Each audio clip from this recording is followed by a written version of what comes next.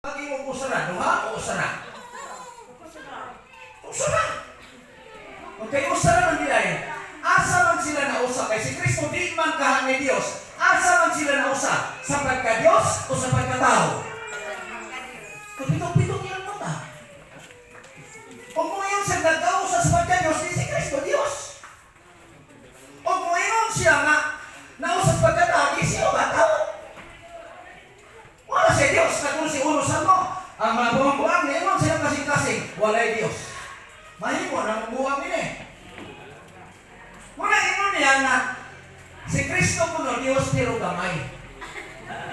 Ang sama mo na itong meron.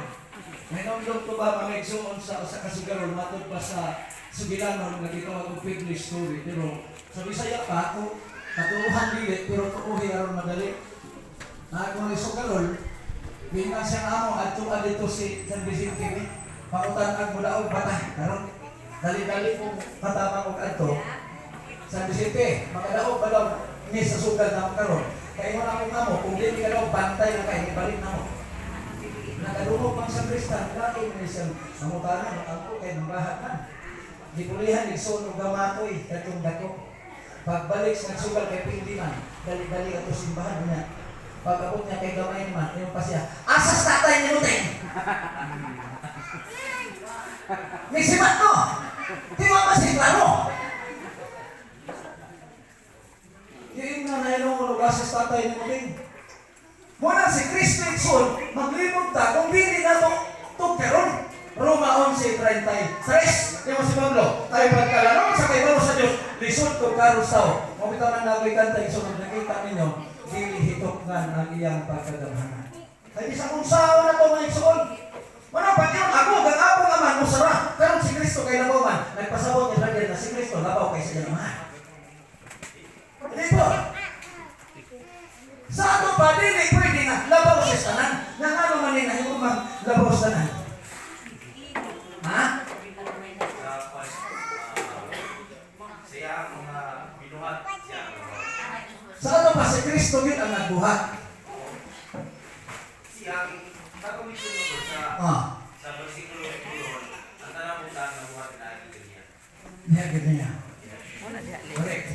Sa anak ko rin ito, 23, yung sinoto, si Kristo nagilansang sa krus, mao ang Walay sobre. ang sa ganit, mao ang kahong o ang kaalam sa Diyos. Tuwa siya na buo. May nangutangan ko, Brad, naman ni Kristo sa tugon. Ay nga pag si Kristo ni ako sa bago ng tugon. Ngayon ako, may mabasa sa tugon na ay Kristo. Di siya tuo. Si Isaias na amigo ni Kristo, nagsunod si Kristo ang sunugoon sa Diyos Ama. Sunugoon? Pero nahimong labaw naman. Ang iyang amahan mismo, mo nag-tus-up mga ikson na siya, kitagaan o labaw sa tanan na pangalan. Dali, ang tanan, salamat siya, magpikok sa iyang tuhod. Pero mag-uot mo ta, kung ang amahan mo nag-declare niya na labaw sa tanan, kay siya mao ang kahalam o ang gahong sa Diyos. Kung si Kristo ikson, siya ang atong manluluwas. Muna sa 41, si Isaias, ningon ang Diyos na amahan ni siya. Wala na ilaing Diyos. Ako, mao siya. Sila na kiriyan. Kasi Kristo po, dito siya. Kung itusap na ako sa cross, inyong hibalan na ako, mao siya. Naman, sa 1:30, ako kaman ko sarap, pero dili kay maura. Maura na ko nito. Hay may buka. So sa kakilo nga bakal o sa kakilo nga gapas.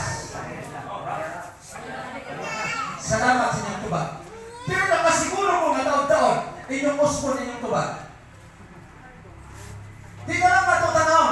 Tistingin ninyo ugma. Naman mo'y duha ka kiin, paglingkod mo bangko, kuha mo isa kakilong bakal, kuha mo isa kakilong gapas. Naman may duha ka kiin, bundaki ang isas gapas, bundaki ang isas bakal. Asay mo ka kung ison? Basta ibunda. Mga ison, sa akin ang